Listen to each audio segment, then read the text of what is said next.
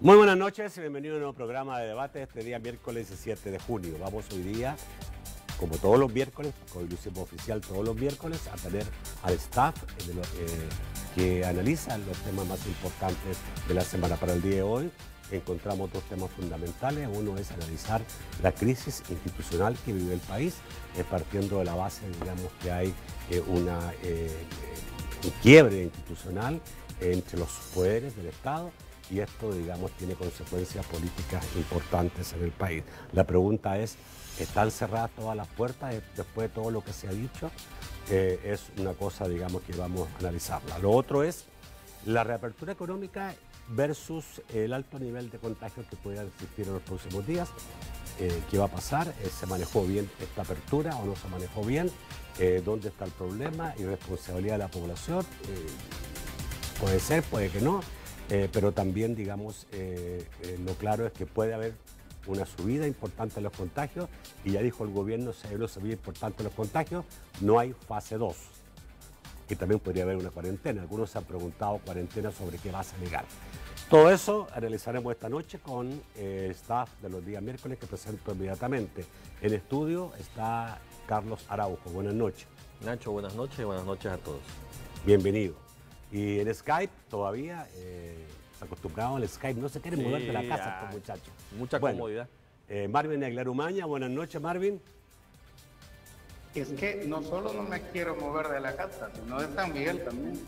Ajá, algún interés debe tener en San Miguel. Buscando electores. Alguna candidatura por ahí. Y también está con nosotros Roberto Rivera Ocampo. Buenas noches, Roberto. Bienvenido. Hola, buenas noches. Estamos listos. Aquí respetando la cuarentena todavía voluntaria. Ah, ya. Ok, está bien. Bueno, Está bien, está bien. Algunos tenemos que trabajar porque no tenemos, digamos, para vivir gratis, ¿no? Vamos a saludar a quienes sea posible este primer segmento de debate, la Central de Seguros y Fianzas, líder en fianzas. Los salvadoreños somos valientes. Somos solidarios. Juntos saldremos adelante. Como siempre, ánimo y a luchar. Protejamos a los que más amamos y caminemos juntos con fe. Comprometidos con el progreso de El Salvador. La Central de Seguros y Fianzas. Su centro de confianza. Bueno. Tema número uno que anunciamos, esta crisis institucional, hay un nivel de confrontación, yo diría, nunca visto, por lo menos en los últimos 30 años.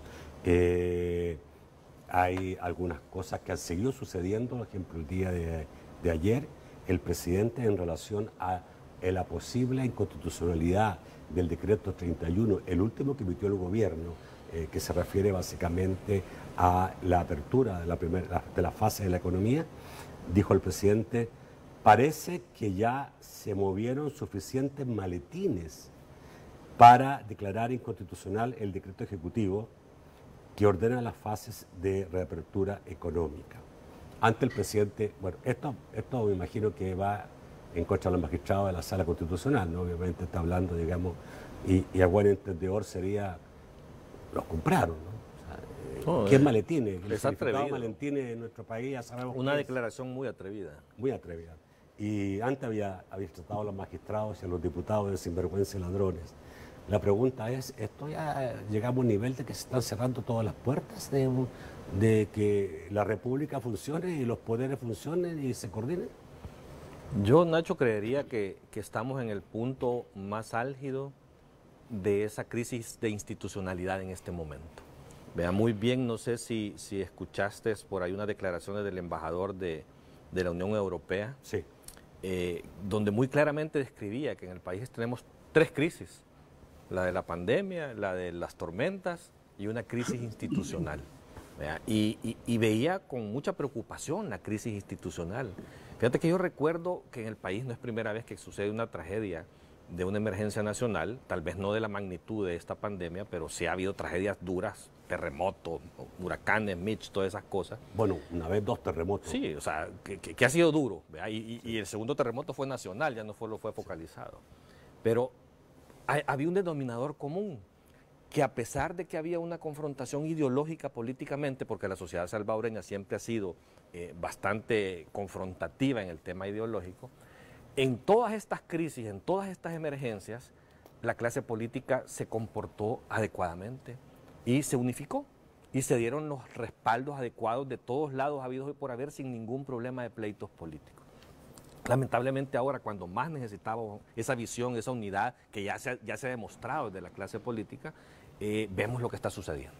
O sea, y es preocupante porque definitivamente no veo yo por ningún lado una ventana que abra el presidente mismo para poder generar esa oportunidad de unificar un criterio. Es que mira, lo que está pasando ya de verdad raya en un tema de capricho. Es que no lo puedes llamar de otra forma. O sea, estamos en este momento en una anarquía de disposiciones en el manejo de la pandemia. Aquí no hay ningún decreto, no existe ninguna cuarentena, no hay reglas de confinamiento, no hay protección para los trabajadores, o sea, no hay absolutamente nada. Aquí la gente está en su casa porque voluntariamente ha aceptado que es necesario quedarse en casa. Aquí estamos en casa y todas las empresas no abren precisamente porque los empresarios han entendido que el virus está en la calle y que no podemos abrir de golpe la economía tampoco, y que es lo que han venido pidiendo, que sea un proceso gradual como tal. Pero esta adopción de la apertura por fases es algo voluntario del sector empresarial y qué bueno que tengan esa disposición. Pero ¿qué pasa? No basta con esa buena voluntad nada más, o sea, hay un marco de ordenamiento y de diferentes tipos de protecciones que debe tener el Estado y el gobierno, que es el órgano ejecutivo, para poder hacer que esto funcione mejor. Y ahí lo tienen el decreto legislativo 661, que lo vetó recientemente. No sé si ya lo habrá mandado a la Asamblea o a la sala. A la sala creo que ya fue superado, ¿sí? Que debe ir a la sala tema. Pero en ese decreto tenía todas las herramientas, todas, ilegales, porque fue construido precisamente viendo las sentencias de la Sala de lo Constitucional, las tenía todas para poder administrar esto de una forma más ordenada.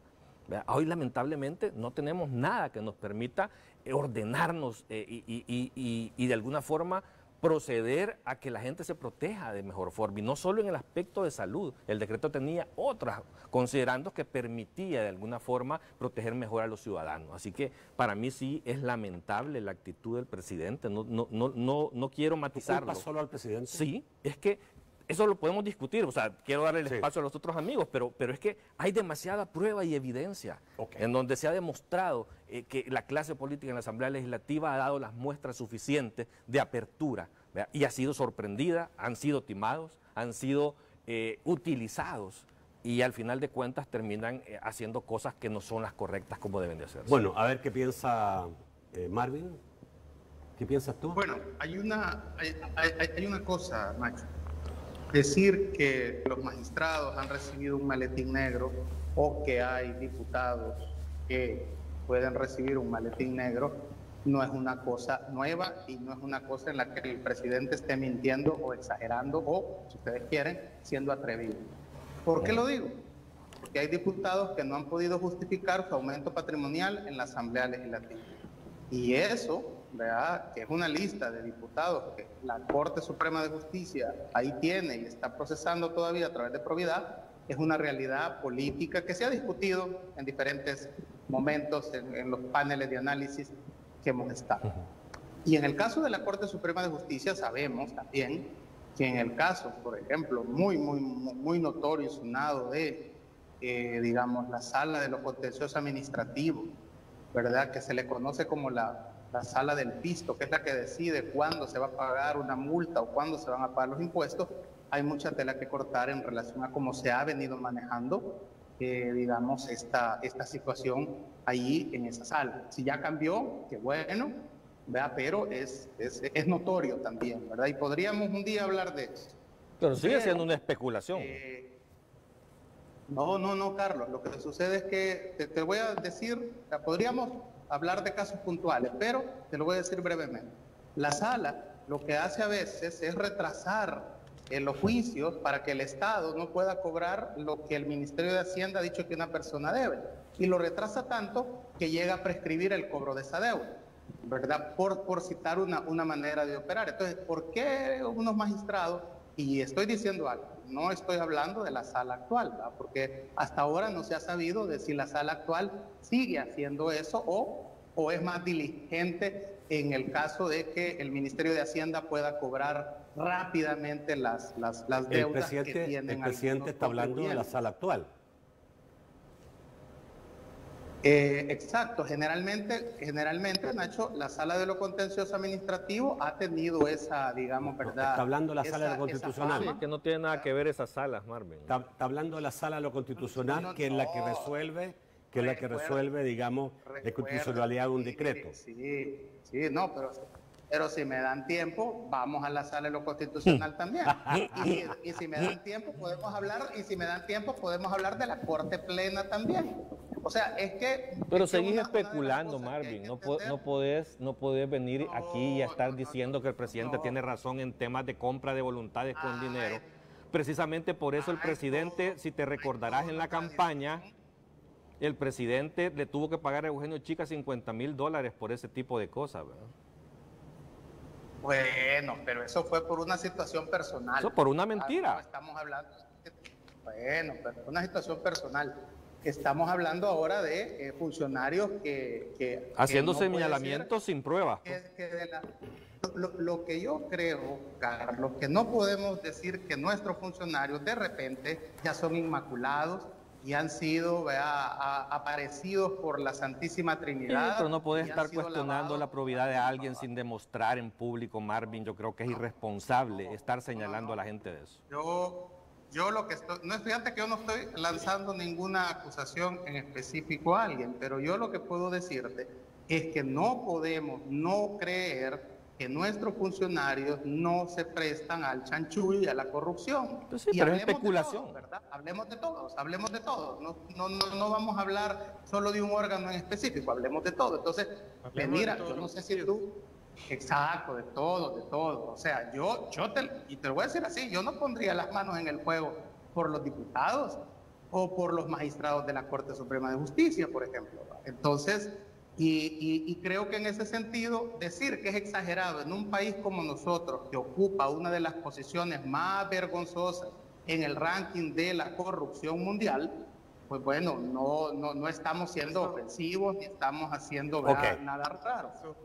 Marvin, vamos a ir a un corte. Roberto, necesito un corte y vuelvo contigo, pero sin ninguna duda. Ya volvemos. Bueno, Vamos.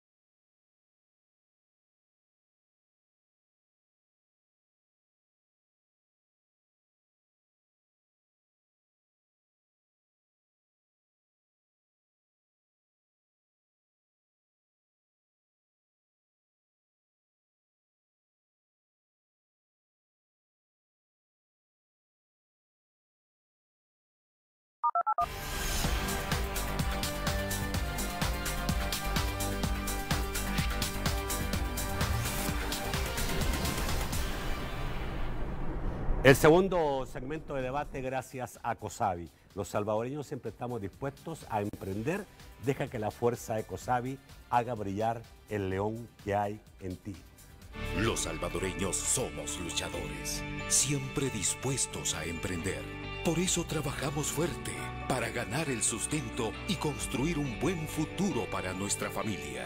COSAVI, ahorro y crédito, con la fuerza y liderazgo de un león para ayudarte, con los servicios financieros que tú necesitas para lograr tus sueños. Deja que la fuerza de COSAVI haga brillar el león que hay en ti.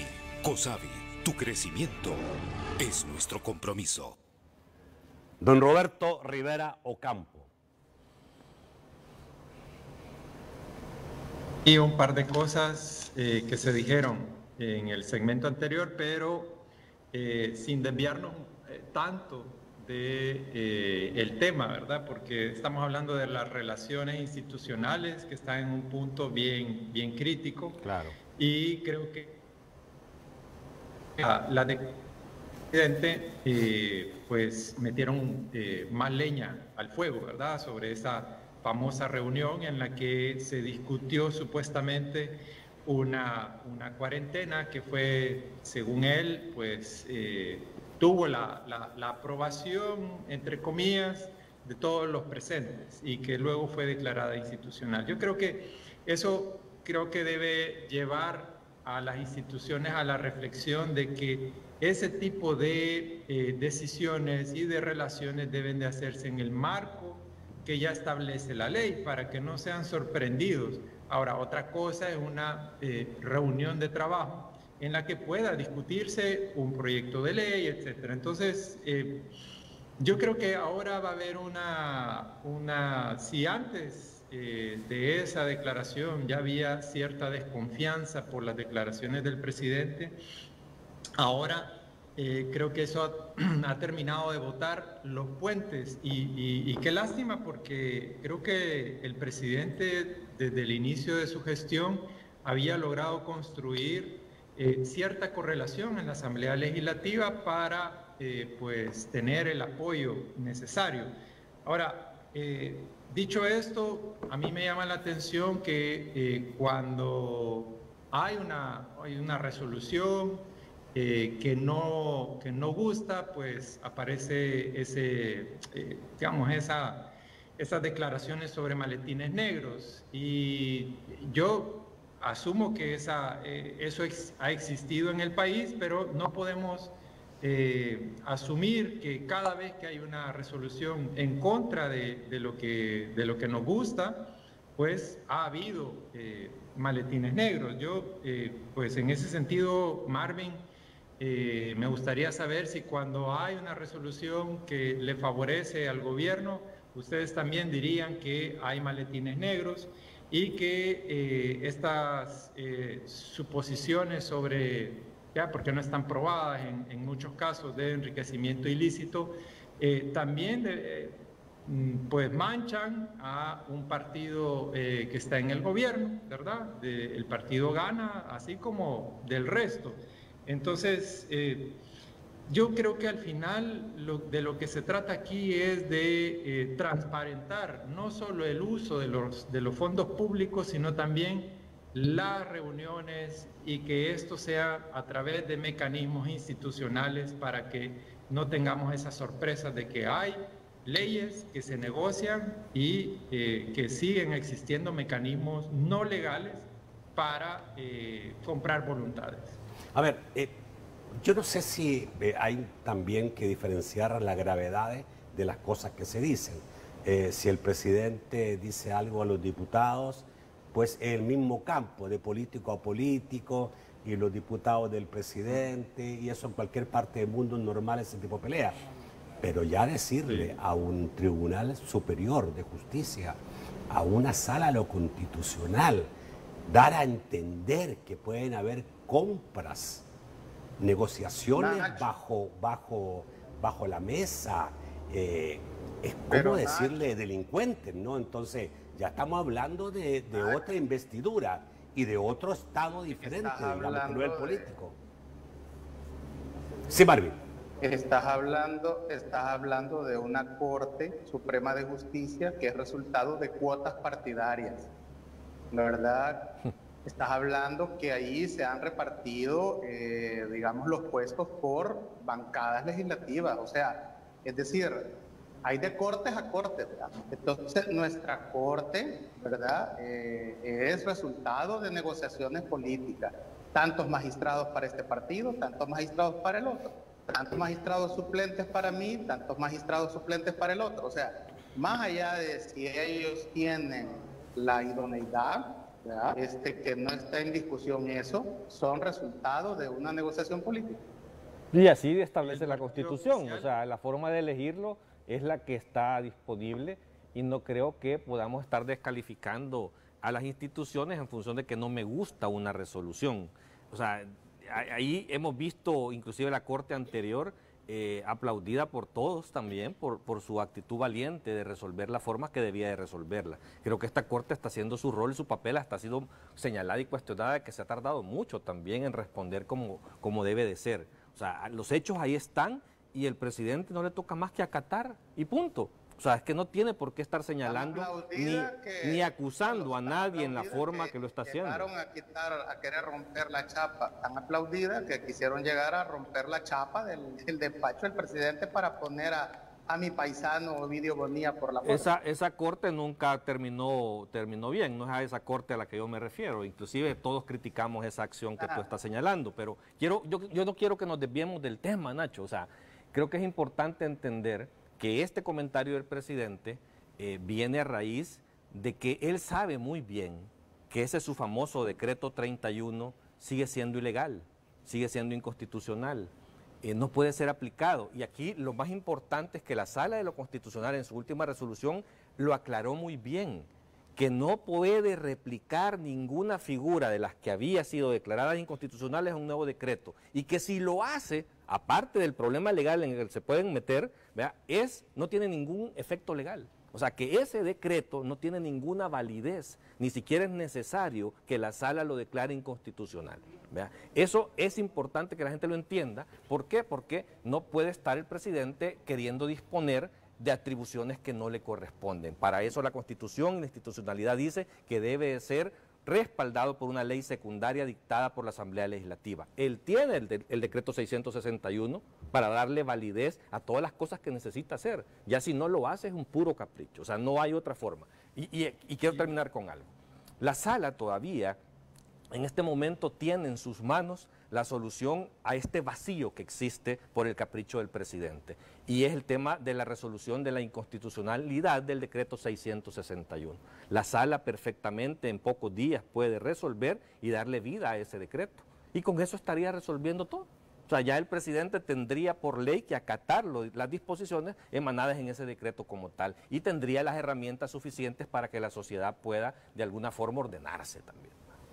Ok, pero obviamente lo ideal es que un país funcione sobre la base de 3 órganos que se vigilan, que se controlan, pero que tienen un nivel de entendimiento y de respeto unos con otros. Y aquí estamos en una situación, digamos, absolutamente diferente, que no es buena, obviamente, para el país. Roberto. Mira, yo creo que también el ambiente electoral no ayuda mucho, ¿verdad?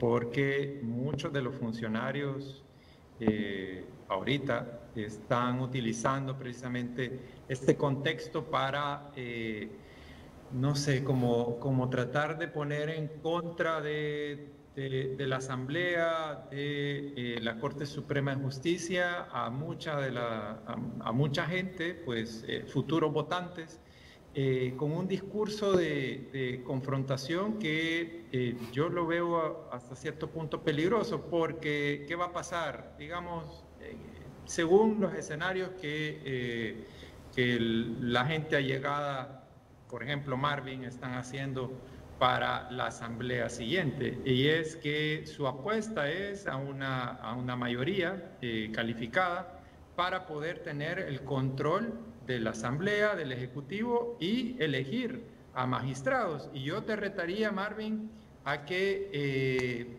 digamos, de aquí al 2021, donde pues esperamos estar algunos, a que promuevan una reforma que haga que podamos tener a magistrados idóneos, ¿verdad? Y que el proceso de elección precisamente no sea una cuota partidaria, porque el partido oficial ha formado parte de esos arreglos que hacen que casi todos, y no voy a decir todos porque no me consta, pero muchos de los funcionarios de segundo grado han sido puestos por cuotas partidarias, y eso lo sabemos todos.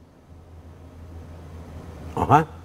A mí me parece interesante, digamos, que a raíz del último programa, Nacho, espero poder darle todos los miércoles un titular al Liberal, ¿verdad? Para que lo retome desde tu plataforma, ¿verdad? Un saludo para la ultraderecha que maneja el Liberal. Espero seguirles dando titulares. A ver si lo que voy a decir ahorita se convierte en un titular. Por favor. Dale, a ver. Me gusta que se esté introduciendo el tema de hacer reformas, porque tú lo que hablas es una reforma. O sea, cuando Carlos dice de que ahí están los mecanismos para elegir a la Corte, está en lo correcto. O sea, no se discute que la Constitución estableció cómo se iba a elegir la Corte Suprema de Justicia, pero se ha pervertido esa forma de elección que da la Constitución. La han pervertido los partidos políticos al agenciarse por medio de cuotas los magistrados. Ahora bien, a muchos les da miedo decir que elijamos, ¿verdad? Vía, elección popular, por ejemplo, la Corte Suprema de Justicia. Cuando ya elegimos, fíjense, un organismo supranacional y regional por elecciones, como el Parlamento Centroamericano, por ejemplo. Les asusta que se hable de elegir a la Corte Suprema de Justicia cuando ya El Salvador está sometido. Siempre se dice, fíjense, que después de la Sala de lo Constitucional solo Dios, ¿verdad? Pero por arriba de la Sala de lo Constitucional está la Corte Interamericana de Derechos Humanos, por ejemplo.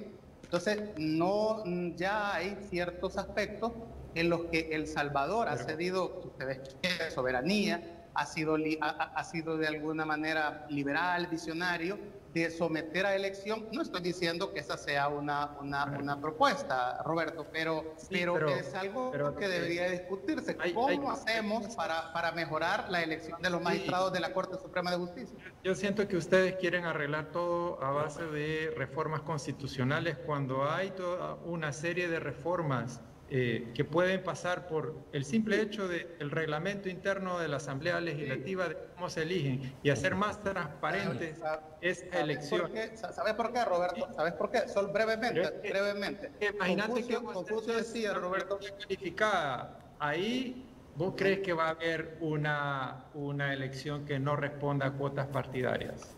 Digamos, ese es el escenario en que su momento, Roberto, pero en su momento habrá que juzgar eso. Tú no puedes adelantarte al futuro y juzgar que ya se están cometiendo los errores que se han venido cometiendo. En su momento juzgarán la actividad, ustedes si se está cometiendo ese error. Pero yo te quiero decir algo. ¿Por qué lo de la Constitución? Hay mucha gente que dice que qué insistencia con eso. Voy a decir dos ejemplos interesantes. La Constitución, siendo ya república, fíjate, la esclavitud aquí era permitida. Tuvo que venir José Simeón Cañas y eliminar la esclavitud, pero éramos república y aún así la esclavitud era legal. Fíjate bien, un error de la república. Voy a ir más adelante. La Constitución decía que todos podíamos votar, mas sin embargo, en la ley secundaria la mujer no podía votar y menos podía ser candidato a algo. El caso claro de Prudencia Ayala.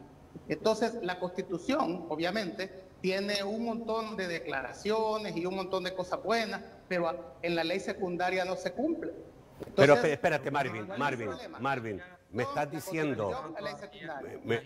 pero Marvin, o sea, a ver, me están diciendo que porque hay cosas que reformar en la Constitución no hay que cumplirla, la actual, no. La Constitución es ley de la República y debe cumplirse. Estoy diciendo.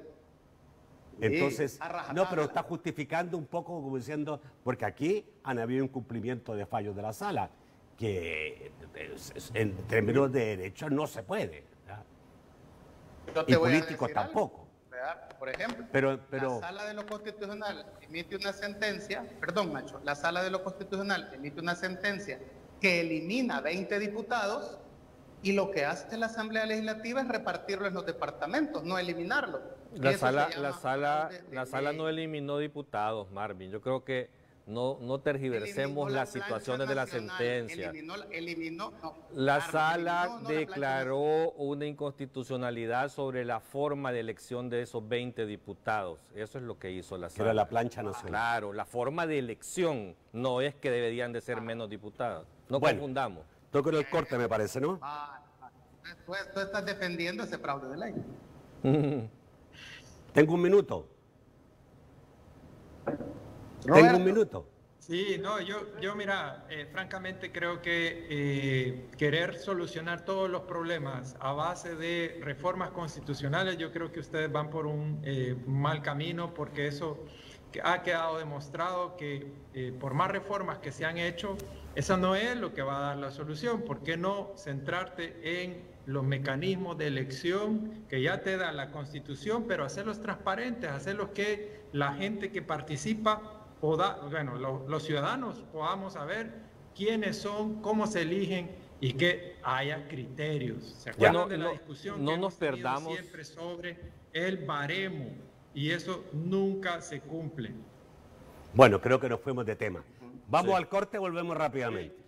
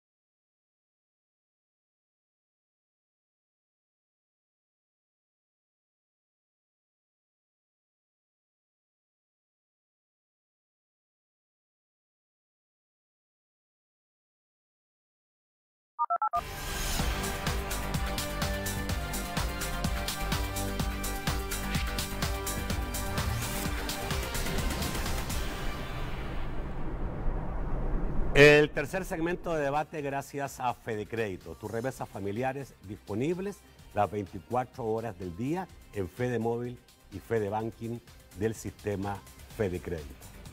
Estamos viviendo una profunda transformación. Estamos en medio de un cambio como nunca antes. En este momento estamos construyendo identidad, forjándonos a nosotros mismos nuevamente. No estamos frente a una crisis. Estamos frente a un desafío que nos obligará a ser mejores, más conectados con nuestro ser y el de otros. Sí, en eso estamos, listos para rehacer nuestra historia, hacernos reír, hacernos llorar, hacernos cantar para devolver a El Salvador su ánimo y deseo de ser lo que siempre ha sido. Una nación que sabe ir al encuentro del presente para construir un futuro que pueda llamarse salvadoreño. Sistema Fedecrédito, queremos darte una mano. Bueno, el día de ayer iniciamos la reapertura económica, la primera fase de la reapertura económica, como decía Carlos hace unos minutos, sin ley. Y quizá esto, digamos, está llevando a que esté moviéndose más gente, que seguramente algunas empresas que no están dentro de la fase están abriendo, quizás por necesidad seguramente, pero vemos mucho más lleno, o sea, de lo que debiéramos es por lo menos San Salvador. No sé si San Miguel pasa lo mismo, ahí nos va a contar Marvin. Esto implica un peligro porque si esto significa un aumento significativo en los contagios, ya dijo la ministra de Economía, no va a haber fase 2, o sea, nos quedamos solamente en la fase 1, pero también, como se dijo, pudiera volverse a una nueva cuarentena, lo que significaría cerrar nuevamente la actividad económica del país, y todos sabemos las consecuencias que tiene un cierre de la actividad económica del país, como ya la estamos teniendo por los 88 días que estuvimos sin todo el aparato productivo trabajando. Esto es cómo evitar, digamos, ¿cierto?, que las cosas se manejen bien y que no vaya a ocurrir lo que no queremos que ocurra. Nacho, todo proceso de apertura económica a raíz de la pandemia o desescalada, como le llaman en otros lugares, conlleva un riesgo. Eso es natural, sí. Eso es aquí en China y en todas partes. El tema es que ese riesgo debe ser controlado y administrado por el Estado. Y ese es uno de los peligros que tenemos en este momento, al no contar con una disposición que permita adecuar esa desescalada y regularla. Fíjate lo que tú decís, anda gente en la calle, posiblemente más gente. ¿Por qué? Porque no hay realmente algo que prohíba abrir todos los negocios. En este momento, si el 100% de las empresas formales o informales quisieran abrir, pueden hacerlo. No hay nada que les prohíba hacerlo. Aquí vemos que no todo el sector formal ha abierto, pero por una responsabilidad propia, por una decisión de voluntad, de que entienden que esto es un problema serio y que deben de hacerlo de una manera ordenada, que deben establecer protocolos de salud en sus empresas. Pero hay un gran peligro. Aquí es donde yo insisto, y no voy a dejar de poner los puntos sobre las IES, en que la Sala de lo Constitucional nuevamente es el llamado a poner el orden. Porque lamentablemente entre el Ejecutivo y el Legislativo no existe ninguna forma de que uno le imponga al otro, gracias a Dios que eso es así.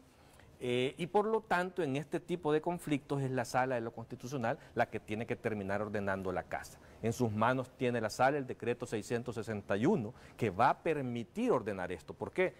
Lo que tú decías, la ministra ha dicho de que si en la fase 1 empieza a subirse los contagios y las muertes, no vamos a pasar a fase 2 y nos podemos encerrar. Es que no tienen ninguna arma legal para hacer eso. O sea, si yo quisiera y estoy abierto y a mí me ordenan cerrar, si yo no quiero no lo hago. El tema es que yo soy responsable y lo haría entendiendo de qué se trata, pero no todo funciona así.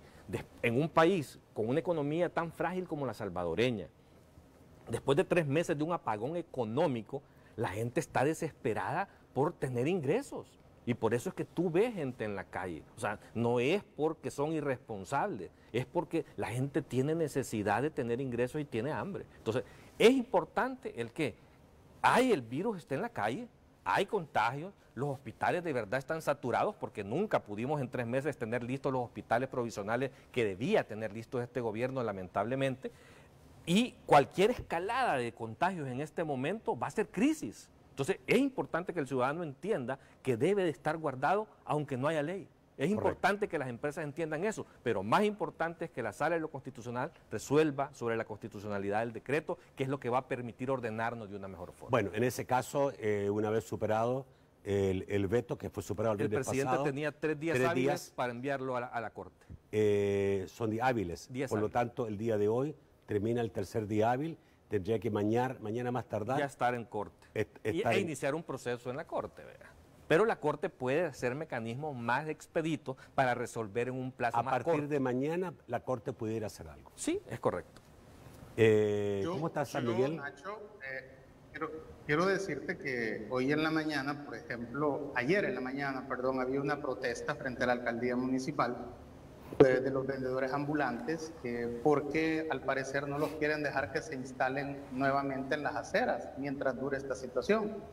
Entonces, algunos vendedores me pidieron, ¿verdad?, que incluso que esté en tu plataforma, aprovecho eso, haciéndome voz de esta gente, de pedirle al alcalde Miguel Pereira que busque una solución justa para estos vendedores, porque es cierto que el hacinamiento que había en las aceras de San Miguel es un foco de infección. Tengo entendido que el alcalde ya le ofreció mercados móviles. Exactamente, esta protesta fue ayer y espero también, hago un llamado también a los vendedores ambulantes a un término medio para que también ellos se protejan, porque las aceras de San Miguel, así como se habían dejado que se atestaran de vendedores en 21 años que llevamos aquí de malas administraciones, pueden ser focos de infección y hay que cuidar eso. Ahora bien, fíjate, ustedes hablan de una crisis, y lo hay obviamente, la crisis entre órganos, y yo voy a poner un ejemplo de tu país. Fíjate, Nacho, que se dice que, por ejemplo, Chile nos lleva 50 años en avanzada económica y Costa Rica 30, El Salvador. El Congreso chileno le ha aprobado este día al gobierno chileno una ley que incluso contempla hasta 5 años de prisión por violar la cuarentena. Y cuando tú haces las consideraciones por qué el Congreso y el gobierno de Chile llegaron a esa conclusión, te sorprendes, y tú, Nacho, que eres chileno, es porque las autoridades del país se están enfrentando con la dificultad para lograr que los chilenos respeten las medidas de la pandemia. Entonces, si tú dices ahorita, esto sería otro titular para el liberal, si tú dices aquí que hay que meter 5 años ¿Cómo le hacen propaganda al liberal? No, pues sí, es que le tengo y yo que no sé cuál es el liberal. No, hoy ya vas a saber, lo está haciendo famoso. ¿Cuál es el liberal? Ya lo está haciendo famoso, todos lo vamos a seguir. Ya. Pues sí, es recíproco, ¿cómo se llama? Es canje de publicidad lo que estamos haciendo. Entonces, no, es cortesía de Nacho eso. No, usted el que está ahí muy cortésmente con ese... Ya te van a pasar la factura, Marvel. Vale, ok, entonces, lograr ese acuerdo aquí de que hubiera cárcel, si tú se lo planteas a la Asamblea, va a volver el estribillo del dictador. Entonces, pero en Chile ha sido una necesidad. Pero ¿por qué solo ponemos ejemplos de represión? No, yo te puedo contar lo que pasó allá. El presidente ha cambiado gabinete exactamente para tener ministros que tengan muy buena relación con la Asamblea Legislativa y logre establecer lo que necesita. Pero eso es sobre la base de negociaciones, de diálogo, de buena intención. No, y siguen habiendo muchos... Roberto... A eso iba precisamente.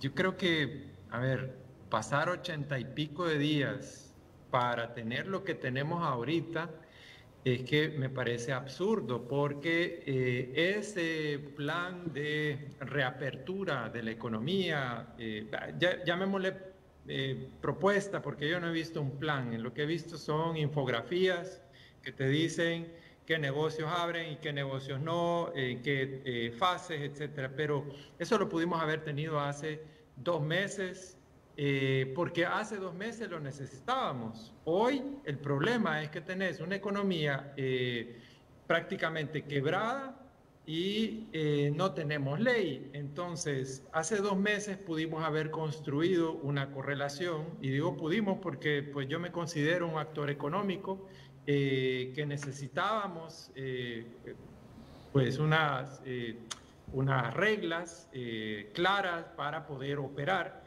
y no lo hemos tenido. Entonces hace 2 meses perdimos esa oportunidad, y muy por el contrario, pues en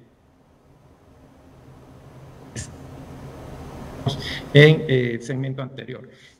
A mí me parece que aparte de responsabilidad, como decía Carlos, mucha gente tiene miedo precisamente porque se siente casi amenazado por actores gubernamentales como el ministro de Trabajo, cuando dice que ellos tienen la potestad de cerrar cualquier negocio que abra y que no esté dentro de los rubros contemplados. Yo he estado hablando con emprendedores que me dicen, mira, yo aunque dicen que no me va a pasar nada, yo mejor no abro porque tengo miedo. Y también creo que tiene sentido lo que dice la ministra de Economía, y ahí sí creo que hay que reconocerlo, y es que si vamos avanzando en una reapertura económica y vemos que los actores sociales, económicos, no son responsables de cuidarse, es muy probable que ahí sí se tengan que tomar las medidas y volvamos hacia atrás. Es que eso es el proceso lógico y normal que debimos haber empezado hace 2 meses. Ahora, en lo que no estoy de acuerdo es que ya se esté tratando de asustar con el petate del muerto, diciendo que ahora de repente hay más casos y que eso es culpa de la apertura económica. Eso lo vamos a ver dentro de algunos días. No puede ser que hoy sean consecuencia de que se abrió ayer. Eso creo que tampoco hay que ser como, digamos, tan sabio para saber que eso no es responsabilidad de la apertura económica de ayer. Creo que me queda nada de tiempo, ¿no? ¿Toca el corte? ¿No? Sí, 1 minuto. 1 minuto, ¿qué es lo que debe tomar? Solo brevemente, para terminar el tiempo. El efecto de los contagios que se pueden estar dando ahora lo vamos a ver a final de mes. Y yo quiero hacer un llamado, Nacho, en este minuto que queda a la gente que no salga a la calle si no tiene nada que hacer. Yo he estado recibiendo llamadas de amigos que sus familiares están siendo diagnosticados con coronavirus y les dicen que no pueden ingresarlos en los hospitales, que los tienen que tener en la casa. Y esto es por una situación en que si sigue pasando eso van a colapsar digamos, el sistema sanitario. Entonces, ya que hoy hemos estado 3 meses en esta situación, el salvadoreño en 3 meses yo creo que tiene claro la gravedad del asunto, tiene claro las medidas sanitarias que hay que tomar. Bueno, hoy también toca, tiene claro que no logramos algo claro para salir, que no hay una ley. Perfecto, pero entonces toca cuidarnos a nosotros mismos, ser responsables con nosotros mismos. Vamos al corte, ya volvemos.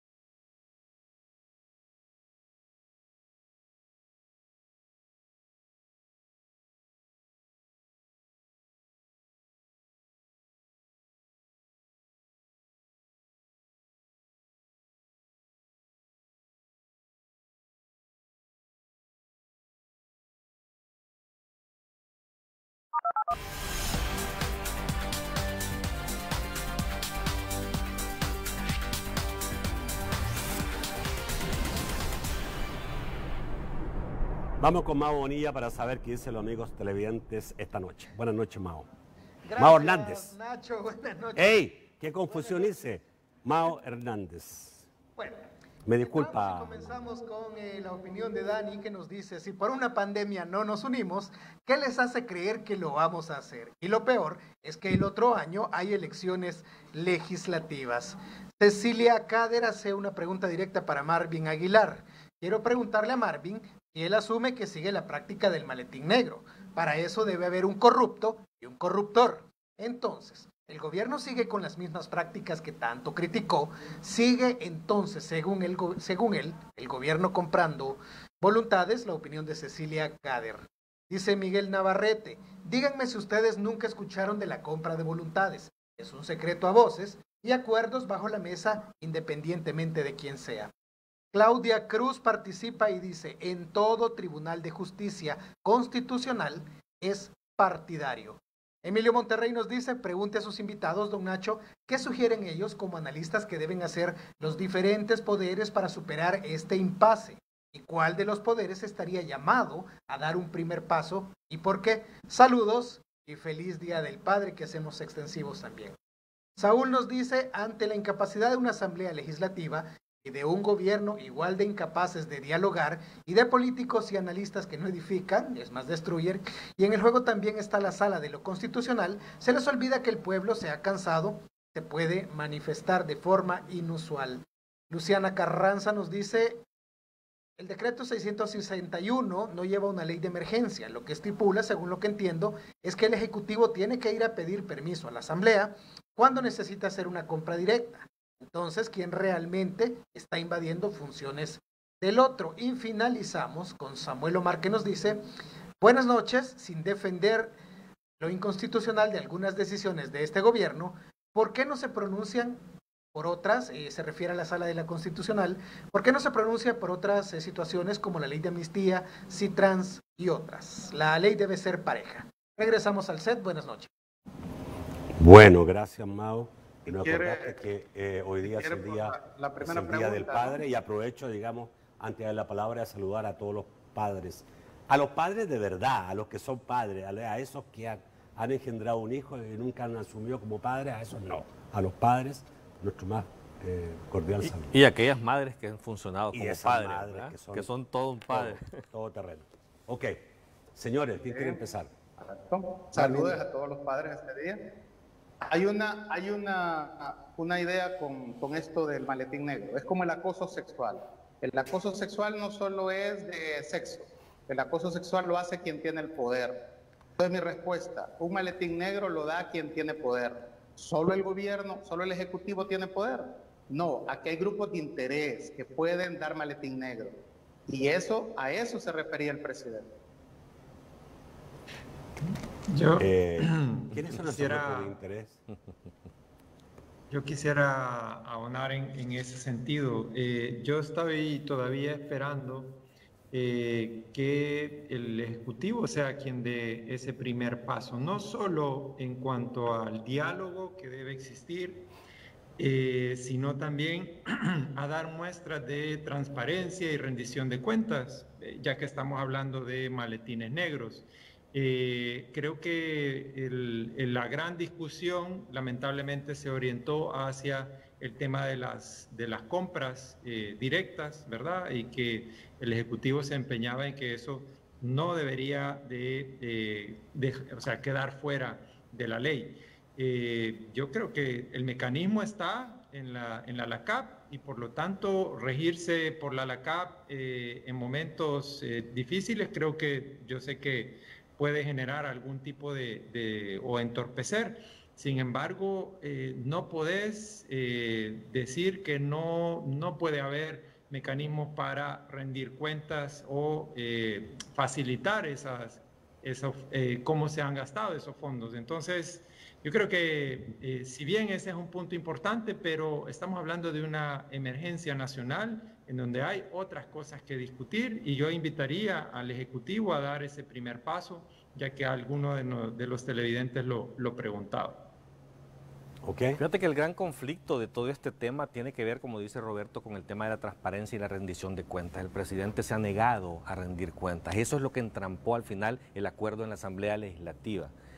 Tal es así que si tú ves noticias, incluso al día de ahora, la Corte de Cuentas está diciendo de que el Ministerio de Agricultura le está pidiendo un mes para entregarle los informes de la distribución de los paquetes alimenticios. O sea, es que ese es el tema de fondo. O sea, no quieren dar las cuentas como corresponde en cuanto a las compras, a quienes les compras. No sé si has visto también en las redes que parece ser que uno de los funcionarios de gobierno vendió unas mascarillas también al gobierno.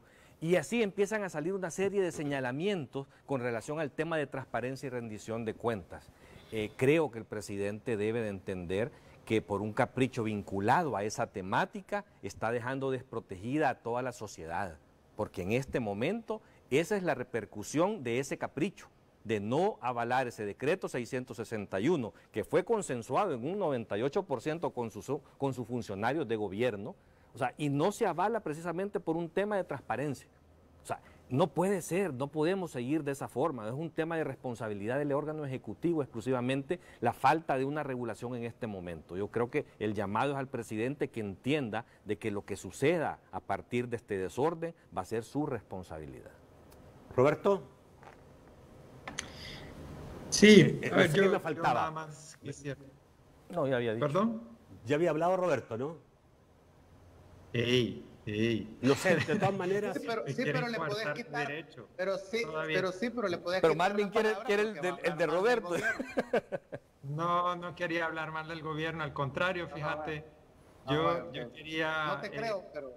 Yo quería, esta vez quería hacer un llamado precisamente a la gente para que, como decía Carlos, voluntariamente o por las razones que sea, yo creo que hay digamos, unas medidas básicas que respetar y que, si bien es cierto, todos vamos a tener una necesidad muy fuerte de salir a trabajar, que lo hagamos ordenadamente, porque creo que todavía no estamos preparados. 3 meses de encierro, no hemos generado todavía los mecanismos. Lamentablemente no estamos preparados como país para los contagios que se van a venir, y eso es inevitable. Entonces, nada más ese es el llamado, y felicitar a los papás en su día. Marvin, ¿quieres decir algo? No, yo creo que hay una cosa, sigo insistiendo, que nosotros en antropología le llamamos el manejo del estrés post-pandemia. Cualquier discusión que nosotros tengamos aquí se va a resolver el 28 de febrero del 2021. Ahí se va a premiar y se va a castigar. O resurgirán sorpresas. Ese es el problema del gobierno y de Nuevas Ideas. Todos lo ven en función electoral. Ese es el problema. No, es que es la única iniciativa ciudadana que han dejado. No puede estar hablando de resultados electorales en una emergencia de este tipo, Marvin. Es la única iniciativa ciudadana que tiene la gente. Así lo ven ustedes. En una elección. A partir de ahí, señores, no le preguntan nada a la gente. Una pregunta indiscreta. ¿Ya están inscritos? Todos. Bueno. Tú sí. Marvin. Yo ya me inscribí, sí. El proceso de inscripción en Nuevas Ideas fue este fin de semana, viernes, sábado y domingo. ¿Ya estás inscrito para candidato? Estamos a la espera de... Para diputado. Estamos a la espera de la confirmación. No, por eso. Por el departamento están de San como Miguel. están como precandidato inscrito. Hemos presentado documentos. ¿Roberto? Ya. También. Así es. Ayer mismo. Sí. O sea, todos están ya, digamos... Estas son buenas noticias para tu audiencia. Ya nos vas a tener que cambiar. Bueno, señores, Carlos, muchísimas gracias por estar en el estudio. Buenas noches. A ver si se animan, señores, a venir al estudio. Con gusto están invitados el próximo miércoles. Gracias, Roberto. Gracias, Marvin. Gracias. Un gusto. Gracias a usted, amigo televidente. Los espero mañana a las 8 de la noche para seguir hablando del acontecer político del país. Bueno, mañana. Pasen buenas noches.